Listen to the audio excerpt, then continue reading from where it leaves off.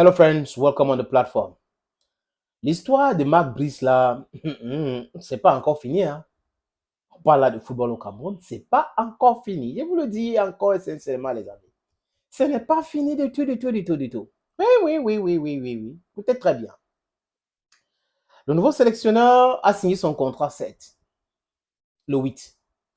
Mais vous le savez très bien que le COMEX devait donner son verdict par rapport à toute cette histoire et nomination de l'entraîneur.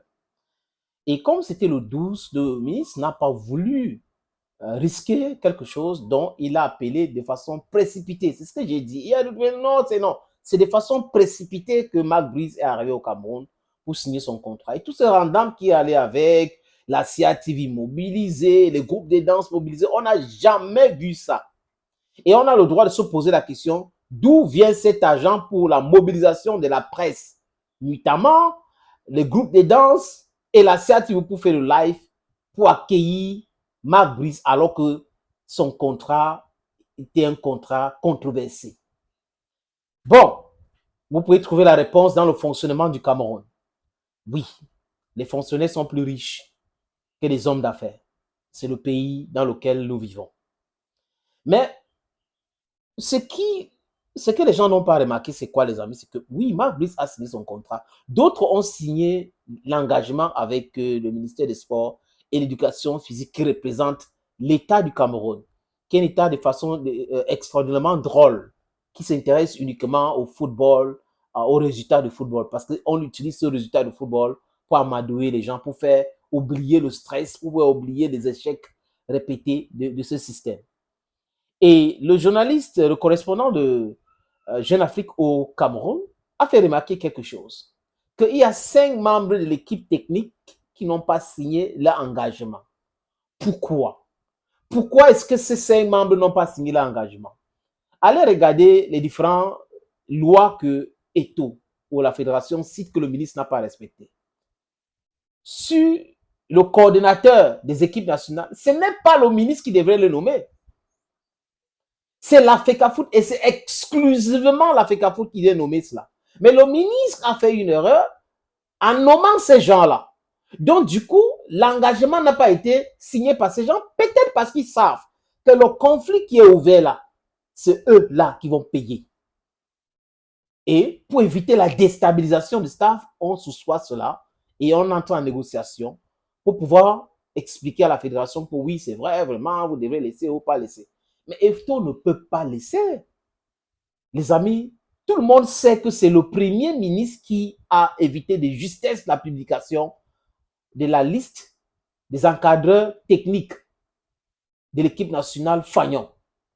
N'eût été l'intervention du premier ministre qui aurait appelé le président de la Fédération camerounaise de football, Eto'o Fils devrait livrer sa liste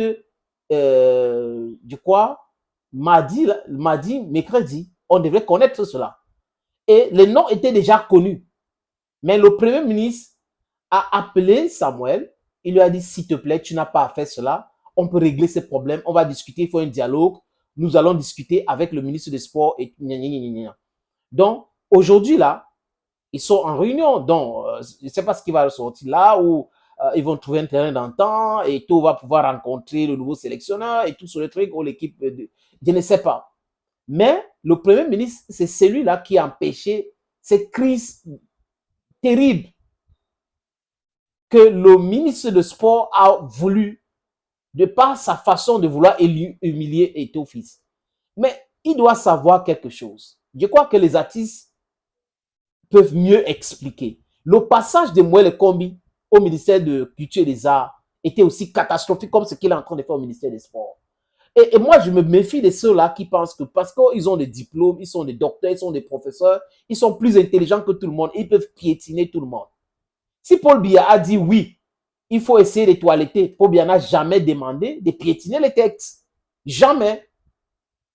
Ben, on est dans ce pays-là, on observe, on laisse des gens se casser le nez et tout. À la dernière minute, on sort la carte de la correction et autres. C'est comme ça se passe. Maintenant, pourquoi ces 5 membres de l'encadrement nommés par le ministre ou recrutés par le ministre n'ont pas signé l'engagement? Voilà la question que beaucoup de personnes se posent, les amis. Est-ce que le ministre peut nous donner la réponse? Parce qu'il devrait avoir quand même un communiqué pour expliquer pourquoi 5 des membres de l'équipe choisie par le ministre n'ont pas signé leur engagement. Le ministre, quand même, par l'élégance, comme il a commencé à communiquer, devrait nous dire. Il ne faut pas nous cacher ces choses. Pourquoi ils n'ont pas signé leur engagement? Dites-nous. Les amis, on parle là de qui? De Benjamin Banlock.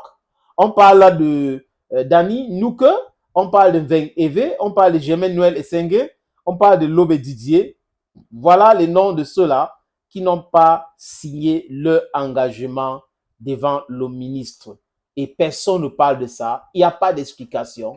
Ainsi va le Cameroun pour vous. Thank you, friends, and bye-bye.